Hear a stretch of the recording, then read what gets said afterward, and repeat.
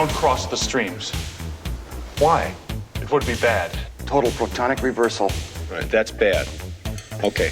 All right, important safety tip. Thanks, Egon. You know, Ghostbusters was kind of unusual in that it was one of the first epic scale comedies. If there's a steady paycheck in it, I'll believe anything you say. You know, we did 2 movies. We spent almost a year, you know, all total working together. I think everybody realized what original material it was. Hello, Ghostbusters. The way Dan described the Ghostbusters, we were like Orkin Man, and we were no more impressed by these apparitions and manifestations than you would be by an outbreak of ants or roaches in your kitchen. I'm Walter Peck. Great. How's it going now? You have the comic geniuses of our generation, and they've known each other for years, and they're hysterical. It's the Stay Puft Marshmallow Man. When we look back at our library and we think of what has, you know, premium value and what the fans love, and it's always been in our minds Ghostbusters. The wonderful thing about the movies is they hold up after all this time. But now we're in a different place. Gaming has been moved to a whole other dimension, and it gives the fans something that they've been waiting for. In film, it's kind of tough to break that fourth wall and turn to the audience and say, come with me. Now, the audience and the player are one. The game format enables us to actually include the Ghostbusters viewing audience. Ghostbusters is the video game I've always wanted to make since I've been in the industry, and I've only waited till the technology met up with what the movie could do before I started it. We came, we saw, we kicked its ass! Bill Atherton is back as Walter Peck, the EPA guy. Annie Potts is back as Janine, and then all the Ghostbusters is Ernie Hudson, Danny, me, and Bill Murray. Having Dan Aykroyd makes the game. Having Bill Murray, having, you know, Harold Ramis and Ernie Hudson, that makes the game. I mean, you have to have Janine answering the phone at Ghostbusters headquarters. I mean, you can't have someone else do that. Ghostbusters, what do you want? My character has, it feels like, as we record the dialogue, that my character has a lot of instructions. Because Egon is the logical, systematic one. I didn't realize I had so many memorable lines until 25 years later, somebody will go, that's a big Twinkie. That's a big Twinkie. Bill Murray's character, Venkman, kind of holds down that kind of dry, skeptical, mundane quality. And that makes for a lot of comedy. It's right here, Ray. It's looking at me.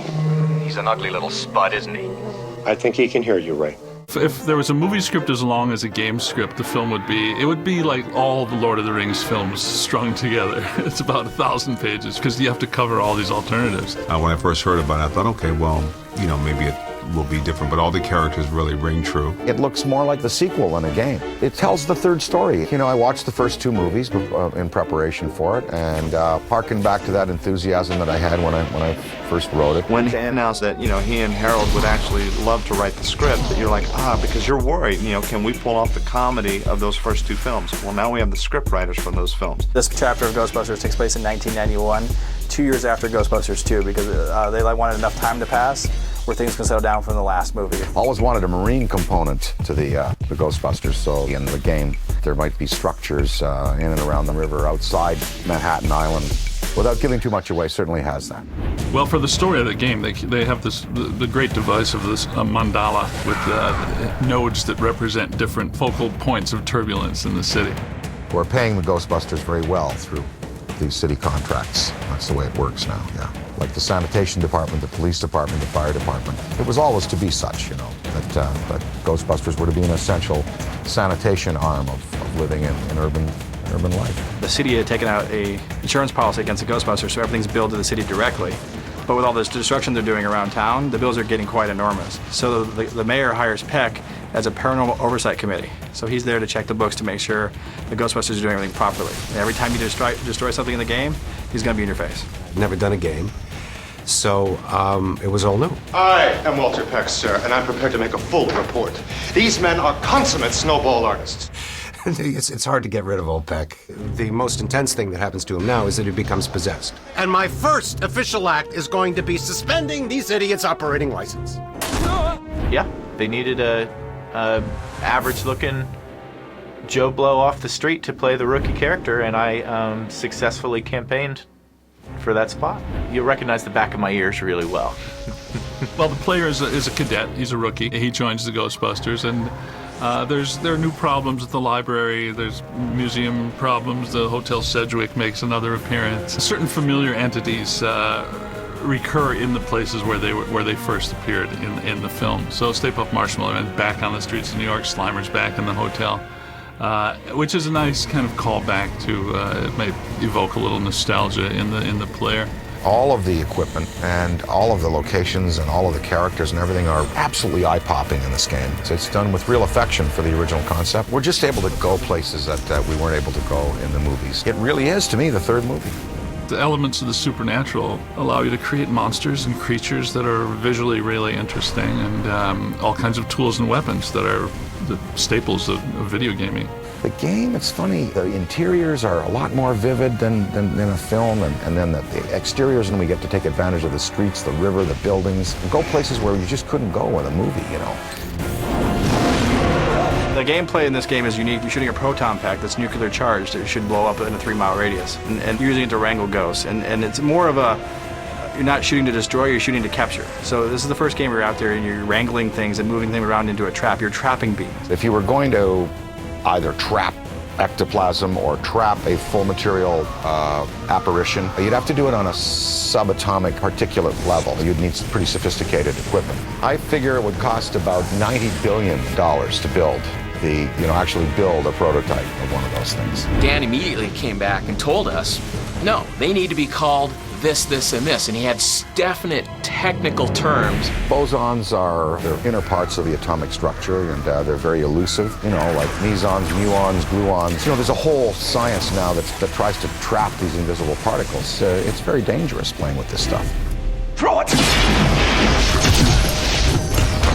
I did that, that's my fault. It's okay, the table broke the fall. Composite particle system is similar to a distillery in the field of making corn liquor.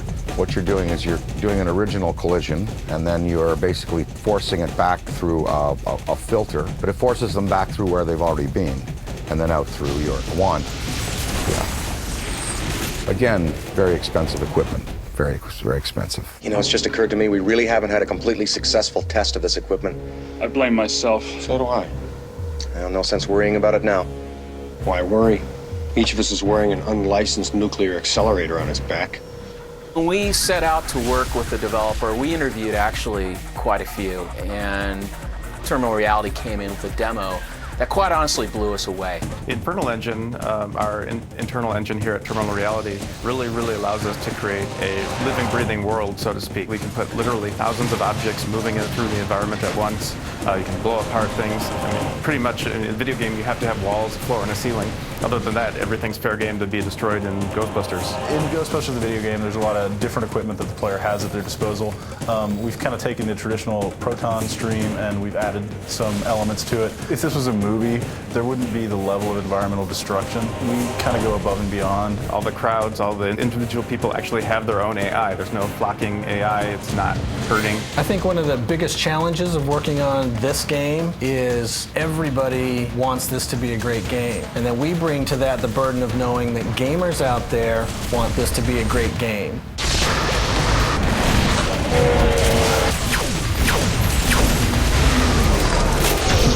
One of the nice things about our engine is the way it handles physics. So we were able to take our boss fights, and there's some boss fights in there where they actually use the environment against you. This looks solid, this looks solid, this all looks solid, everything looks solid around us, but it's not solid at all. It's a seething mass of atoms. You've got your nucleus and protons and electrons, and you've got your paths around the nucleus, and then what's in between those paths and the nucleus, but space, matter, the same dark space that's out in the universe that we see, between the stars. And antimatter is a large part of what was created at the Big Bang. And in Ghostbusters, we were able to use that and put it into the positive world in the service of, cleaning out pesky spirits and stuff. So our objective from the very beginning with this game is that every minute of this game needs to be either fun, funny, or scary. And being a Ghostbuster, which is the ultimate experience we could deliver to a player. In this game, much like the movies, the player is going to be experiencing the equipment on the fly. Ghostbusters tend to go by the seat of their pants, and they don't often have much prep time. Slime Tether masters plasma, and masters the plasma energy in the multiverse everywhere. And enables the operator to hold on to entities that would go back to the dimension they came from or vanish. They can't do it if once the slime tether touches them. Think of it as I guess, the glue on the bottom of a fly's, foot. It's that kind of viscous, almost like a psychically viscous material. My God is the question. No, but if asked, I always say I'm a god, yeah. Are you a god? No. Then we've actually managed to surprise most people at the end. There is a twist ending where people are actually taken aback. I do feel the fans have been looking for something else, ever since we did the second one. We felt like of all the movies that we have, this definitely is a video game. It's a special moment for all the Ghostbusters fans that have been wanting another storyline for Ghostbusters for 20 years, and to get the talent back together, to get the band back together, to get Sony willing to say yes. It's a perfect storm with the right engine, right license, and right talent. Get her!